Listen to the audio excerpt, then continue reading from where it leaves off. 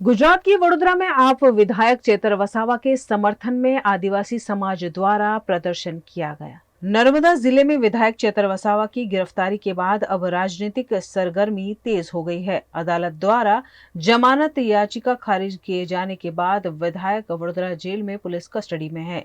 इसी बीच वडोदरा में आदिवासी समाज के लोगों ने जेल के बाहर विधायक के समर्थन में प्रदर्शन किया।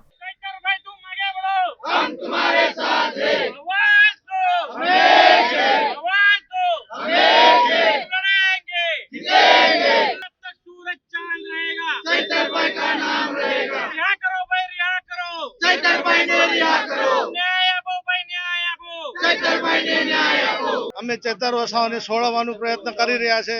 અમારો આદિવાસી સમાજ વડોદરા જિલ્લો આખો સમાજ ચેતર વસાવા બનવા માંગે છે। ગામે ગામ ચેતર વસાવા પેદા થશે। જો તમે એવી રીતે કે ન છોડો તો ગામે ગામ આખો વડોદરા જિલ્લો તમારા સમક્ષ હાજર રહેશે અને ઘેરે ઘેર ચેતર વસાવા पैदा થશે। અમારી નમ્ર અરજ છે।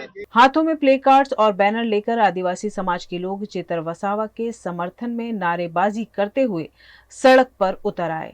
અમે અમારા પ્રાણ ત્યાગવામાં પણ અમારા સપોર્ટની જરૂર પડશે તો પણ અમે ચૈતર વસાવા માટે પ્રાણ ત્યાગવા માટે તૈયાર છે। તૈયાર છો ને?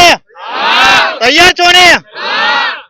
જાન આપી દઈશું પણ અમારો હક નહીં જવા દઈએ।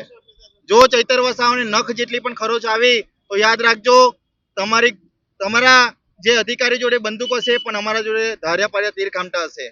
તમે કાયદો ભૂલી જશો તો અમે કાયદો ભૂલીશું।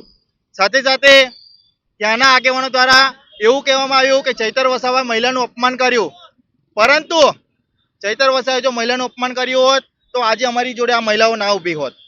આ મહિલાઓ એટલા માટે ઊભી છે કે મહિલાઓને પણ ખબર છે કે આજે ચૈતર વસાવા એ કઈ એક આદિવાસી સમાજનો એકલો ચહેરો નથી, સર્વે સમાજનો, ખાસ કરીને અમારા આદિવાસી સમાજની તો ઘણી મોટી લડત લડાઈ છે એમને। ખરેખર તો ઘણી બધી એફઆઈઆરમાં ચૈતરભાઈ વસાવાને કંઈક નાના મોટા ઇસ્યુથી કોઈક વાર કોઈક ફાયરિંગના કેસમાં ફસાવી દે છે, કોઈક વાર કોઈક જંગલના કેસમાં ફસાવી દે છે। પરંતુ આ સરકારને મેં એવું કહેવા માંગુ છું કે તમારા જોડે બીજું કોઈ એવું કોઈ હથિયાર એવું કોઈ સાધન નહોતું કે તમે પ્લાસ્ટિકના કે કાચના ગ્લાસને તમે મુહાવરો બનાવી દીધો। આજે તમે વિચાર કરો કે એક આજે ધારાસભ્ય તરીકે એમની થોડી માનસાઈની દ્રષ્ટિએ અમને લાગે છે ત્યાં સુધી ચૈતરભાઈ વસાવા આવું કદી ના કરી શકે। કદાચ તમારા જોડે કોઈ પુરાવા હોય તો રજૂ કરો, અમે જોઈ લઈશું એ સમયે કે કોણ સાચું છે ને કોણ ખોટું। પણ અમને ખબર છે કે અમારા ચૈતરભાઈ વસાવા 101% સાચા છે।